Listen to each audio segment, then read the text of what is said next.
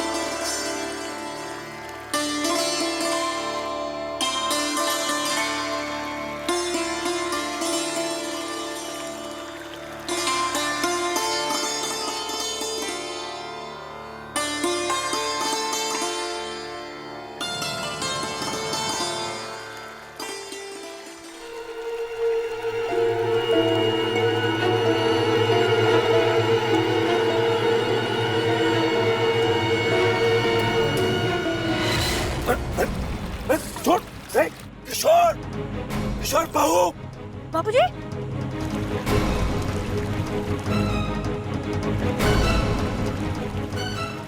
बाबूजी, अरे कोई है? भैया मेरे बाबूजी, बाबूजी, मेरे बाबूजी, मेरे बाबूजी अंदर डूब रहे। किशोर,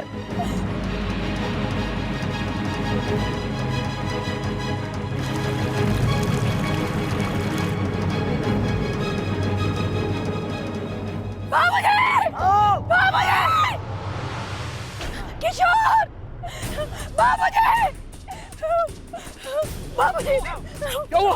बाबूजी डूब गए, बाबूजी डूब गए, बाबूजी, बाबूजी,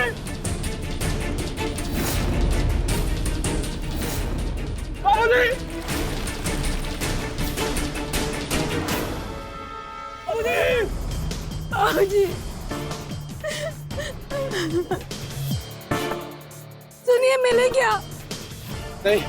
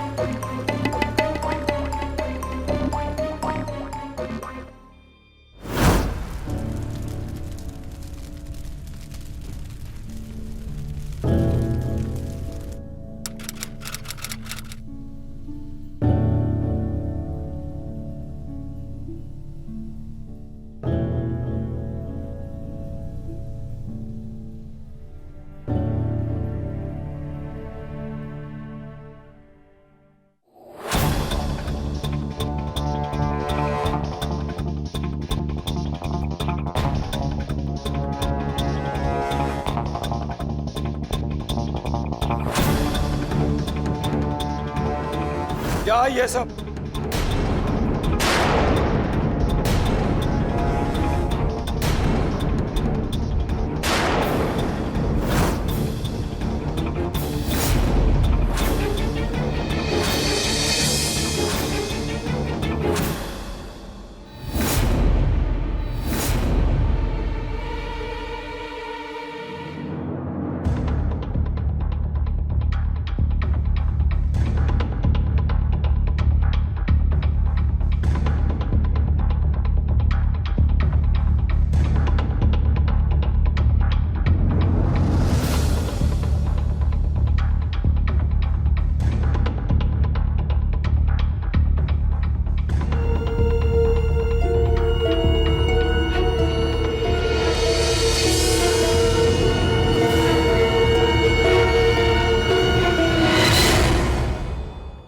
ये सब क्या हो रहा है? मैं तुम्हारा पिता रामदीन, ये सब बंद करो। बाबा, आप कौन हैं और कहां से आए हैं आप? और इनकी शक्ल तो हमारे पिताजी से मिलती जुलती है। सच में भगवान की लीला देखिए, हमारे बाबूजी को ले गए और आपको भेज दिया। लेकिन बाबा जी आप हैं कौन? बेटी, मैं मैं तुम्हारा ससुर हूं, इस घर का मालिक। देखिए, अब जो कोई भी है, प्लीज इस शोक सभा को आसानी से हो जाने दीजिए, वरना मेरे मृतक पिता की आत्मा को बहुत दुख होगा। लेकिन बेटा मैं बाबा प्लीज आप बात को समझिए, पहले इन संस्कारों को हो जाने दीजिए, फिर मैं आपकी सारी बातें सुनूंगा। तब तक आप वहां बैठ जाइए, मेरे साथ आइए, चलिए। सोहनलाल, सोहनलाल, सोहनलाल, तुम तो मुझे जानते हो ना। कौन हो भाई, तुम मेरे गले पड़ रहे हो? अरे मैं तुम्हारे बचपन का दोस्त हूँ सोहनलाल। तुम बचपन का दोस्त तो मर चुका है, मैं तो तुमको जानता तक नहीं। ए, शर्म आनी चाहिए सोहनलाल, सोहनलाल तुम्हें शर्म आनी चाहिए। देखिए आप शांति बनाकर रखिए, वरना मुझे मजबूरन आपको यहाँ से निकालना पड़ेगा। अरे वाह वकील साहब, तुम लोग तो जानते हो ना। हाँ, बोलते क्यों नहीं तुम सब लोग? अरे कुछ तो बोलो कोई। वाह वकील साहब वाह। वैसे कितने पैसे तुम्हें मिले ये सब नाटक करने के लिए? अरे बोलो, कितने पैसे दिए इन लोगों ने? हाँ बाबा मेरी आइए बेटा। अरे सुमन, सुमन पानी वानी लेके आओ। देखिए बाबा, अब आप बताइए आप कौन हैं और कहां से आए हैं? कहीं आप ये सब हमारी जमीन जायदाद के चक्कर में तो नहीं कर रहे हैं ना? मैंने कहा ना कि मैं रामदीन हूं, तुम्हारा पिता। रामदीन हमारे ससुर जी का नाम है, जो नदी में बहकर मर गए। मेरी तो कुछ समझ में नहीं आ रहा है कि तुम लोग ये नाटक क्यों कर रहे हो? अब मुझे पागल बनाना चाहते हो क्या? हाँ, मैं तो कहता हूँ बेटा, हमें इस बहुरूपी को पुलिस के हवाले कर देना चाहिए। नहीं नहीं, देखिए इनकी शक्ल हमारे बाबूजी से मिलती है, तो ये हमारे पिता समान हुए ना। आप एक काम करिए, आप आज यहीं रुक जाइए, हमें भी अच्छा लगेगा। कल चले जाइएगा, हम आपके लिए साफ कपड़े लेकर आते हैं।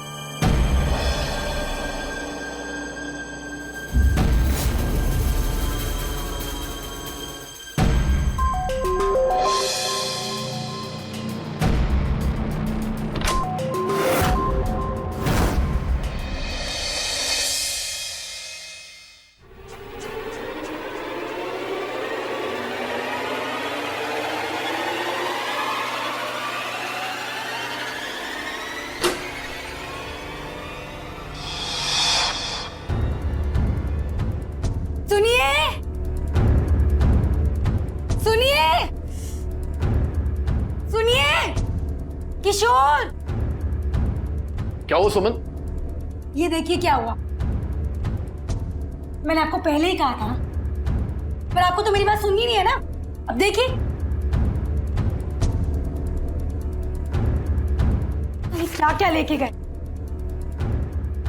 नहीं सुमन, वैसे भी बाबूजी के कमरे में ऐसा कुछ था नहीं। और देखो ना कितनी अजीब बात है, शक्ल से बाबूजी लगते थे, लेकिन काम क्या करके चले गए। भैया पुलिस को बुलाएं क्या? नहीं मधु, इससे हमारे खानदान का नाम खराब हो जाएगा। हेलो, जी जी मैं आ रहा हूं।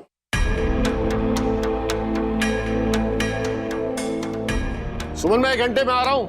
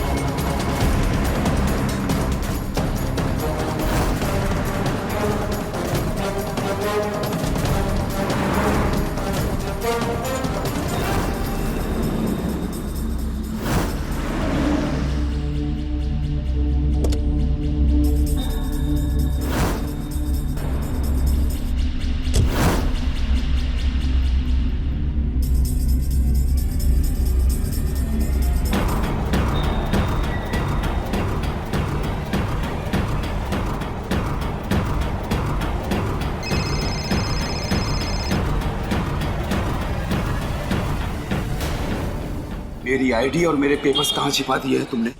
हाँ, मेरी जमीन जायदाद के पेपर्स कहाँ हैं? वो भी छुपा दिए तुम सब लोगों ने। अरे चाहते क्या हो तुम लोग? हाँ, तुम सबके सब घर वाले मिलके क्यों नाटक कर रहे हो मेरे साथ? नाटक? अरे नाटक तो आप कर रहे हैं हमारे साथ, वो भी इतना बड़ा। आखिर आप कौन से प्रॉपर्टी के पेपर की बात कर रहे हैं? आखिर क्या दुश्मनी है आपकी हमसे? क्या बिगाड़ा हमने आपका? देखिए, अभी तो पिताजी की आत्मा भी परलोक नहीं सिधारी और आप ये सब। नरक में जाएगा तू, नरक में। मुझे जीते जी मार रहा है। देखिए, आप मेरा पीछा करना छोड़ दीजिए। आपको मुझसे 1 रुपया भी नहीं मिलने वाला, चाहे आप कुछ भी कर लें।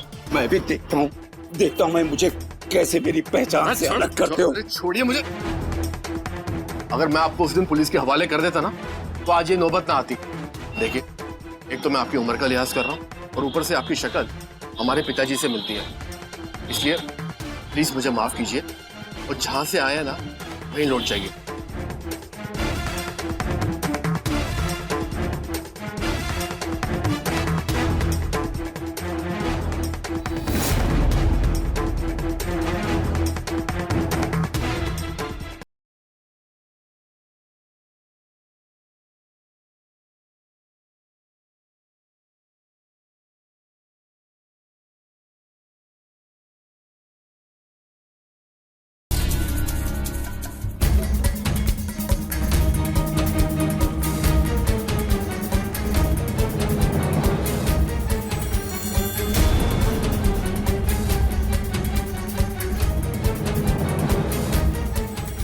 अरे बाबा, आओ आओ, बहुत माल है, तुम भी ले लो।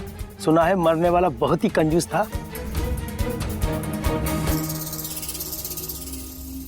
ये हमारे बाबूजी के 85 सालगिरह के कपड़े हैं, इनसे हमारी यादें जुड़ी हुई हैं।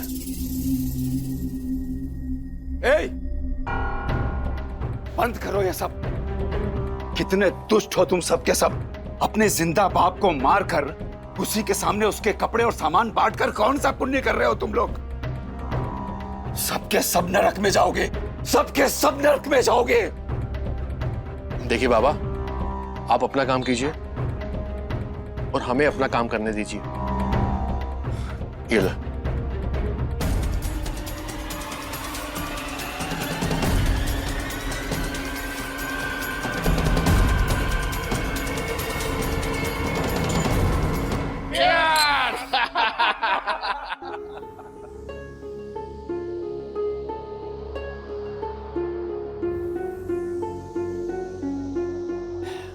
वकील साहब, अब जल्दी से जायदाद मेरे नाम पर करवा दीजिए, वरना मैं अपने बाप का खून सच में कर डालूंगा।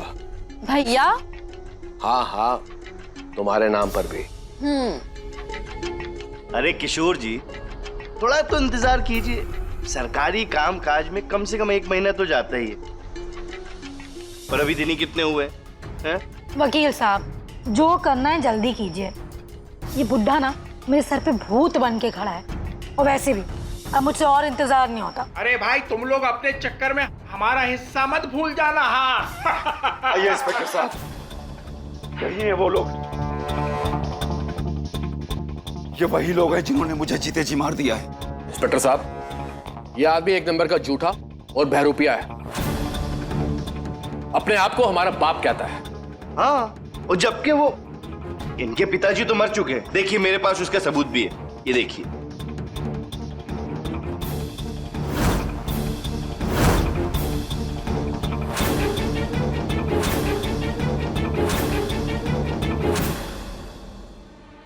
क्या है ये सब? कौन हो तुम?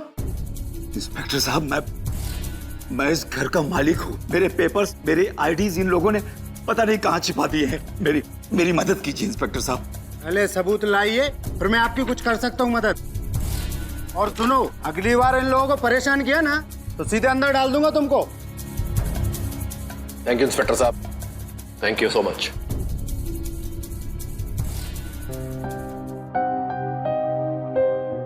मेरे बचपन का दोस्त, मेरा बेटा, मेरी बेटी और ये मेरी बहू।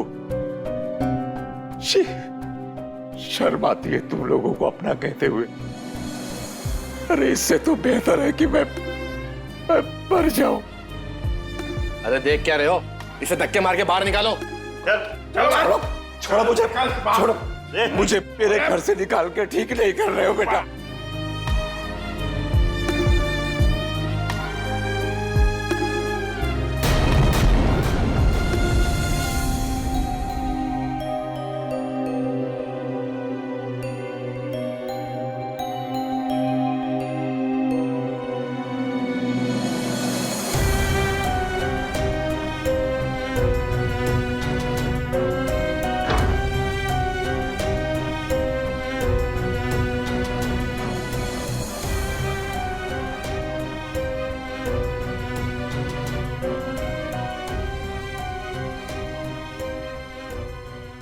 कहते हैं बेटा बाप के बुढ़ापे की लाठी होता है। हर बाप अपने बेटे को बहुत ही उम्मीदों और सपनों से पालता है ताकि बेटा उसकी मृत्यु के बाद उसकी चिता को अग्नि दे सके, उसके मुंह में गंगा जल डाल सके। लेकिन जब बेटा अपने ही पिता को जीते जी गंगा में डुबोकर मारने का कुकर्म करे तो बाप बेटे का यह रिश्ता दागदार हो जाता है। नमस्कार, मैं गिरीश जैन। स्वागत है आप सबका क्राइम अलर्ट के आज के इस नए हैरत अंगेज एपिसोड में। पहले तो किशोर ने दुनिया को यह साबित करने की कोशिश की कि रामदीन एक बहरूपिया है, लेकिन रामदीन भी उसके सामने डटकर खड़ा हो गया। लेकिन रामदीन को यह अंदाजा नहीं था कि उसका बेटा किशोर बहू, बेटी और उसके साथी मिलकर आगे उसके साथ कितना जघन्य अपराध करने वाले थे।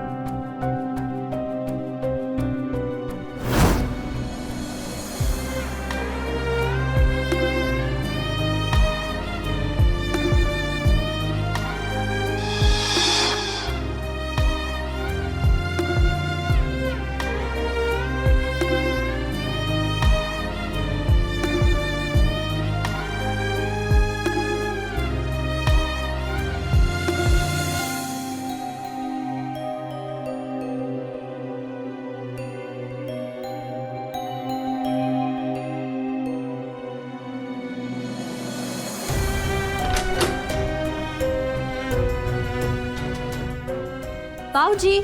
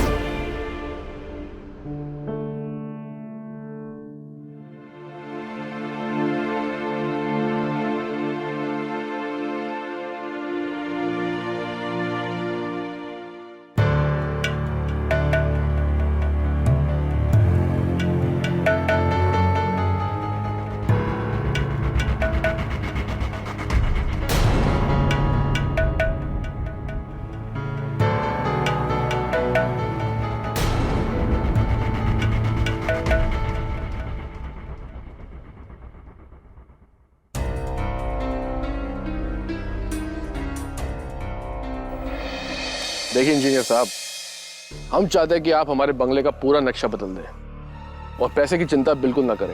किशोर जी, ये बड़े इंजीनियर हैं, पूरे घर का नक्शा बदल देंगे। अगले हफ्ते हम आएंगे बुलडोजर लेकर और घर गिराने का काम शुरू कर देंगे। तब तक आप कहीं और शिफ्ट कर लीजिएगा।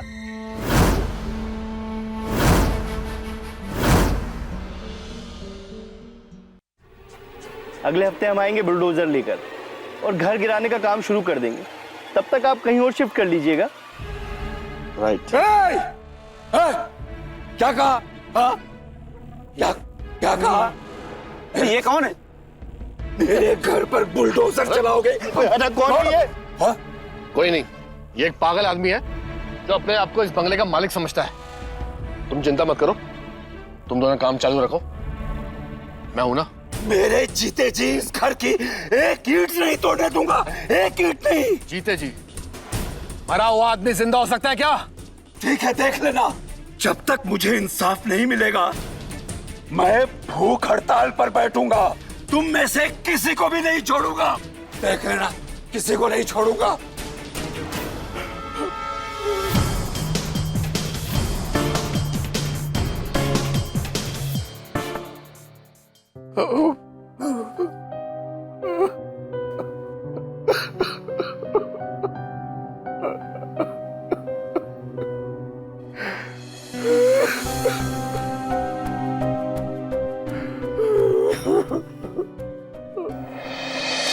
गीता में श्री कृष्ण ने कहा है कि जब शांति की सब कोशिशें नाकामयाब हो जाए और युद्ध अंतिम विकल्प बन जाए तो फिर युद्ध ही न्याय संगत होता है, फिर वो चाहे अपनों से हो या परायों से। रामदीन आज ऐसे ही दोराहे पर खड़ा था। उसकी लड़ाई इस दुनिया से नहीं बल्कि अपने ही परिवार से थी। रामदीन की लड़ाई उसकी पहचान के लिए थी, एक जिंदा आदमी की खुद को जिंदा साबित करने की लड़ाई। लेकिन रामदीन के लिए यह सब कुछ इतना आसान नहीं होने वाला था। एक तरफ शातिर अपराधियों का घना जाल, तो दूसरी तरफ एक मजबूर बाप की बेबस लाचार दुहाई। लेकिन रामदीन अपने लक्ष्य की तरफ निकल चुका था। अब देखना यह है कि जीत किसकी होती है। सर, मेरे पिता का कुछ पता चला?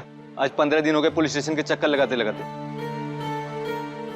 देखिए, हम कोशिश कर रहे हैं, आप अगले हफ्ते आइए।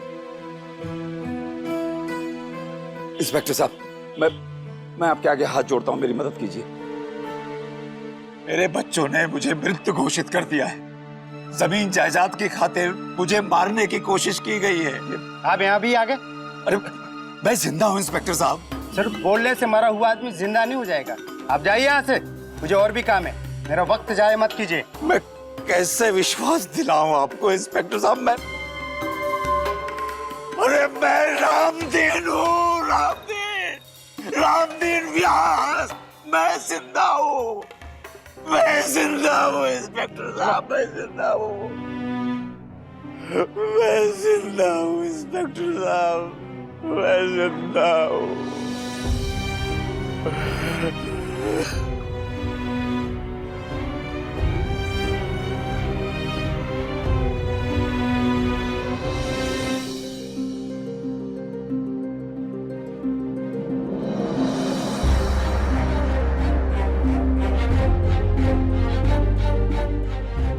भरत, ये आदमी परेशान लग रहा है, कुछ तो गड़बड़ है, देखना पड़ेगा। जी सर।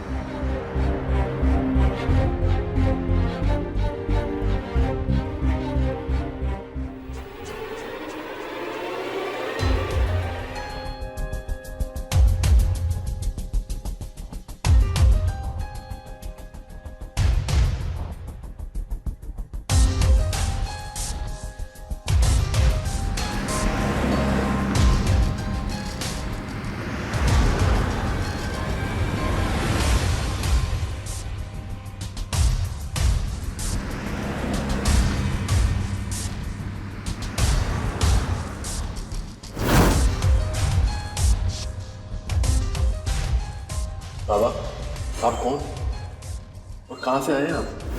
अब जो कोई भी हैं, प्लीज इस शोक सभा को आसानी से उजाने दीजिए, वरना मेरे मृतक पिता की आत्मा को बहुत दुख होगा।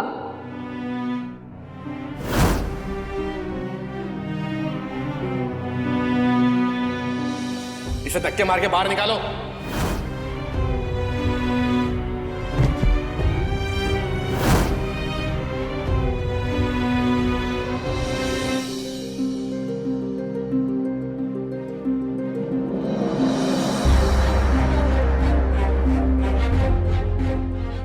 बाबूजी।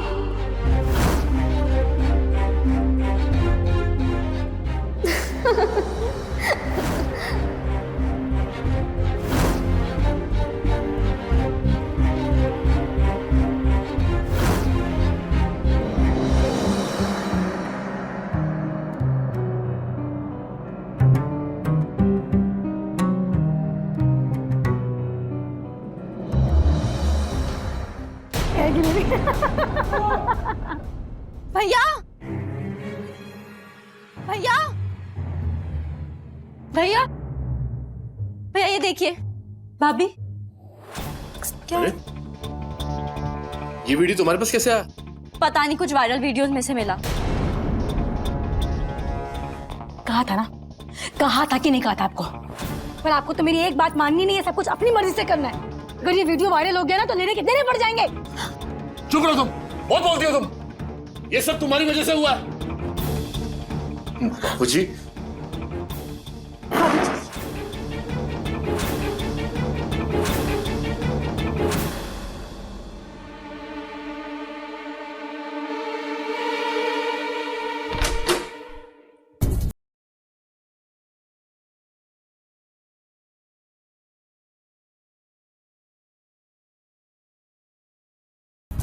आपको स्वर्ग में जगह मिले ना मिले, हमें तो नर्क में भी नहीं मिलेगी बाबूजी। हमने आपके साथ बहुत बुरा किया बाबूजी, हमें माफ कर दीजिए। बाबूजी, हमारे पास तो आपसे माफी मांगने के लिए भी शब्द नहीं है। पिताजी, एक बाप अपनी बेटी को घर से विदा करता है और मैं तो आपको आपके घर से निकालने के लिए इन लोगों की मदद करी। आपने मुझे पैदा करने से पहले मेरा गला क्यों ना घोटा? माफ कर दीजिए बाबूजी। हमें माफ कर दीजिए बाबूजी। बाबूजी, अंदर चलिए हमारे साथ। चलिए बाबूजी। आइए, आइए अंदर चलिए बाबूजी। आइए बाबूजी। बाबूजी एक सेकंड बाबूजी, इसको उतार के फेंकिए, इसकी कोई जरूरत नहीं है। आइए बाबूजी।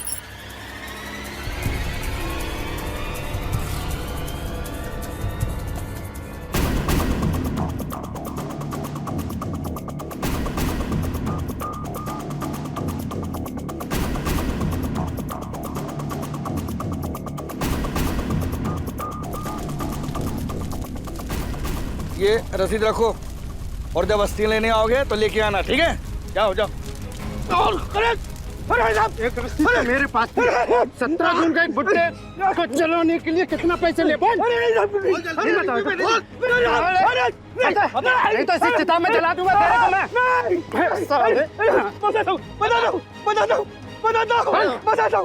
बता दो।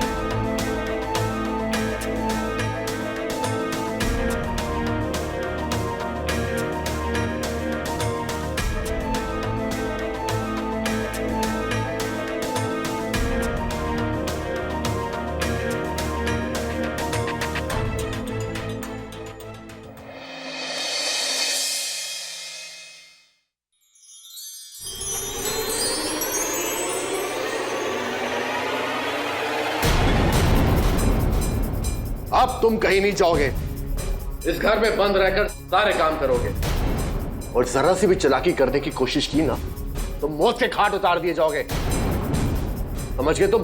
वाह बेटा वाह।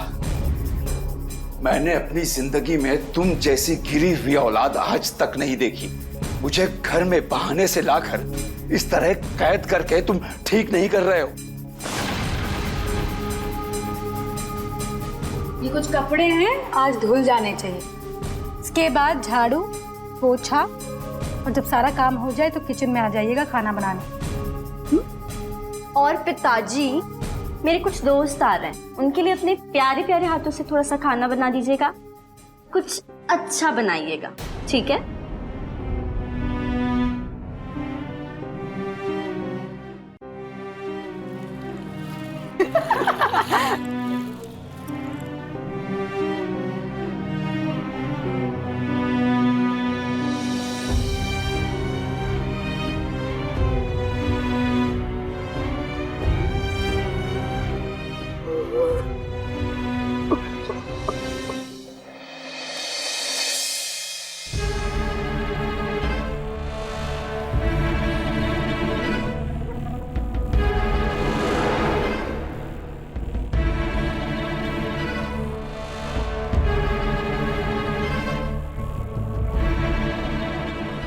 बाबूजी,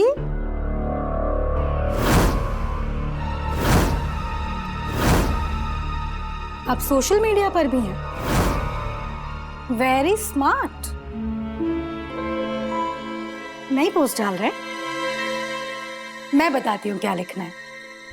लिखिए, मैं रामदीन अपनी मर्जी से आत्महत्या करने जा रहा हूँ और इसमें मेरे बच्चों और बहू का कोई दोष नहीं। लिखिए ना, लिखिए बाबूजी। मैं लिखती हूँ।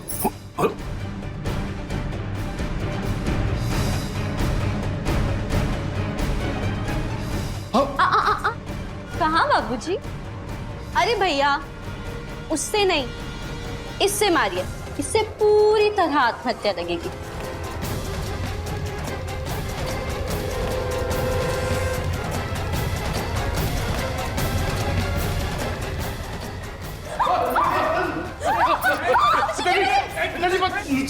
नीचे नीचे।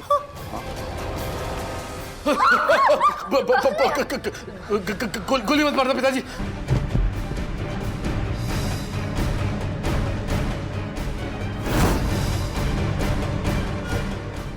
ये क्या किया? तुहानलाल को मार दिया इसने। गोली मत मारना पिताजी। नहीं नहीं। क्यों वकील? अब कैसे साबित करोगे कि ये खून मैंने किया है? अरे एक मरा हुआ इंसान किसी को भला कैसे मार सकता है? कैसे साबित करोगे तुम? अब तुम सब मरोगे। हमसे गलती होगी पिताजी। और मैं बेकसूर साबित हो जाऊंगा। देख लेना। बाबूजी गोली मत मारना। एक मरा हुआ इंसान रामदीन जो पहले से मर चुका है, वो किसी का खून कर ही नहीं सकता। नहीं कर सकता ना? हाँ, नहीं कर सकता ना? मैंने ठीक कहा ना बेटा? बाबूजी, मेरा कोई कसूर नहीं है। ये सब इसका किया धरा है। मैंने तो ये भी कहा था कि इस बुड्ढे को घाट पे मार दो, फिर क्यों नहीं मारा? तुम्हारे चक्कर में हम सब फंस रहे हैं। अब रुक जाओ। साधन टट टट टट टट करती रहती हो। मैं तो इनको मारा था, लेकिन ये बच गए तो मैं क्या करूं?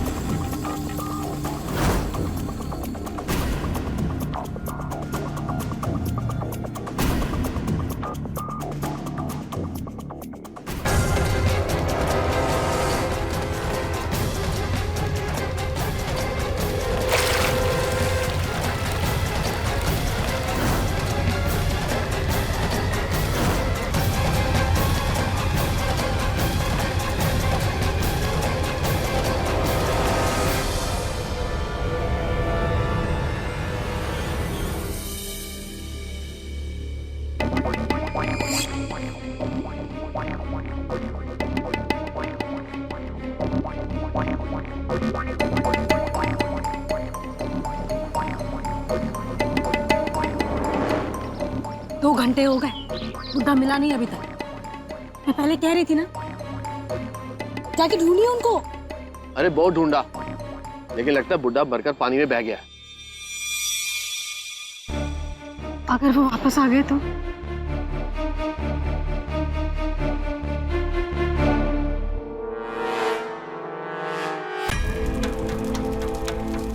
ये लो पैसे, और कोई गड़बड़ नहीं होनी चाहिए। समझ गए? आप चिंता न करो साहब जी, ये राज ही रहेगा। परसों जब आना, ये रसीद लेके आना और अपने पिताजी की अस्थियां लेके जाना। अरे इसे यहाँ क्यों छोड़ दिया? इस सबूत को फटाफट मिटा डालो। ओके, समझ गए? मेरे पिताजी घाट पे स्नान कर रहे थे, उन्होंने लाल कलर का गमछा पहना था, आपने देखा क्या? नहीं तो माफ कीजिएगा।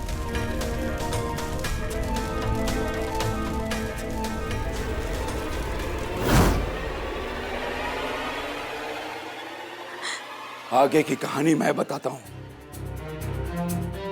तुम लोगों को लगा होगा कि मैं पानी में डूबकर मर चुका हूं, लेकिन मैं मरा नहीं था। ईश्वर ने मुझे बचा लिया। किसी की दया से मैं पानी से बाहर आ गया और किसी तरह जब यहां पहुंचता हूं अपने घर पर, तो देखता हूं कि तुम लोगों ने मुझे जीते जी मार दिया है। अरे कैसी औलादे हो तुम लोग, कैसी? हाँ?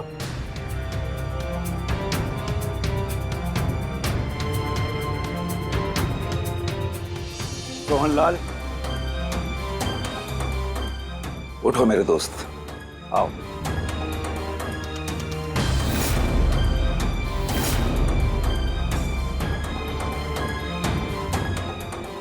छोड़ दे सोहनलाल, मुझे मर जाने दे। देख सोहनलाल, तू मेरे बचपन का दोस्त था ना, तूने भी मेरे साथ दगा किया है। उन कमीनों के साथ तू भी मिल गया। माफ कर दे मेरे दोस्त, माफ कर दे। मैं तुझे मरने नहीं दूंगा। मैं लालच में बह गया था। मैं तेरी बातों पर विश्वास नहीं करता। मैं तेरा साथ दूंगा। मेरा भरोसा कर मेरे दोस्त, हम दोनों मिलकर उन सभी को अच्छा सबक सिखाएंगे। मैं तेरे साथ हूँ। चल चल चल चल चल चल। ये तो जिंदा है भैया।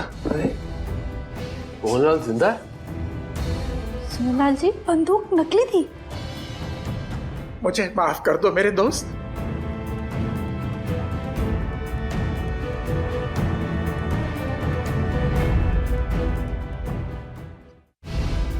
अच्छा हुआ तुम्हारा प्लान मैंने सुन लिया, नहीं तो मैं भी इस पाप का भागीदार हो जाता। तुम लोग बहुत दुष्ट लोग हो, बुरे लोगों का बुरा नतीजा।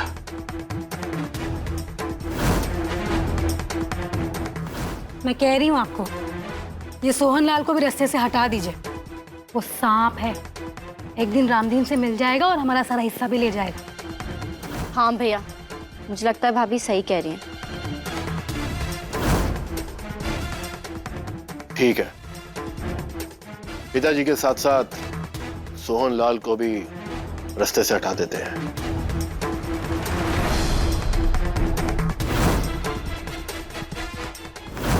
हम आदमी काम के नहीं मगर स्मार्टफोन रखते हैं, इसलिए हमारे साथ ज्यादा स्मार्ट बनने की कोशिश ना करना।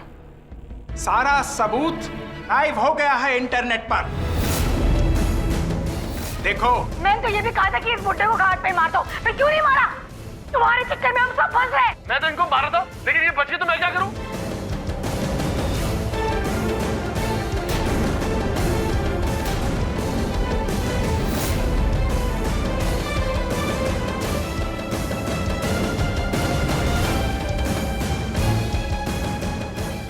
चलिए किशोर बाबू, एक मासूम की हत्या और एक जीवित इंसान को मुर्दा साबित करने के अपराध में आपको जेल की हवा खिलाते हैं।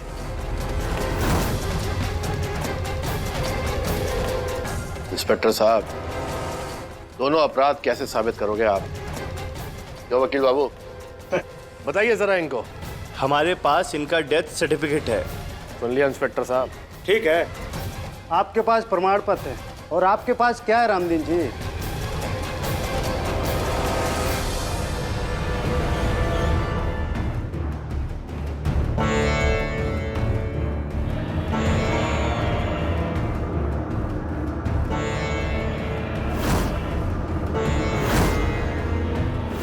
और यही सबूत है जिंदा रहने का रामदीन का। क्यों वकील साहब, सही कहा ना? गिरफ्तार करो इसे।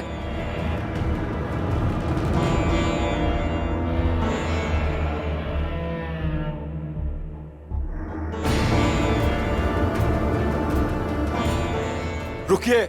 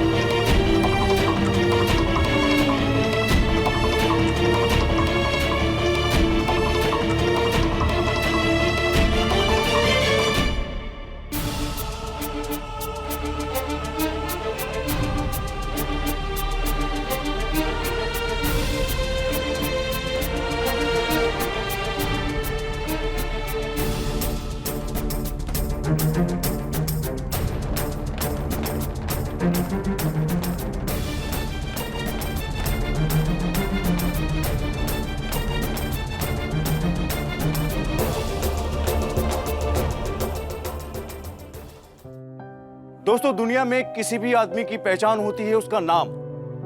वो नाम जिसके साथ वो अपनी पूरी जिंदगी जीता है, वो नाम जो उसके मरने के बाद भी जिंदा रह जाता है। किसी का नाम ही उसके जीने का आधार है। रामदीन की पहचान और नाम दोनों ही उसे छीन ली गई, लेकिन रामदीन ने समय रहते अपने अधिकार के लिए आधार का उपयोग कर अपने जिंदा होने का सबूत दे दिया और अपराधियों को उनके किए की सजा मिल गई। इसी के साथ मैं गिरीश जैन क्राइम अलर्ट के इस एपिसोड में आपसे विदा लेता हूं। फिर मिलूंगा ऐसे ही किसी अपराध से आपको अलर्ट कराने। तब तक be alert, be safe. Crime alert, जुर्म के खिलाफ आवाज।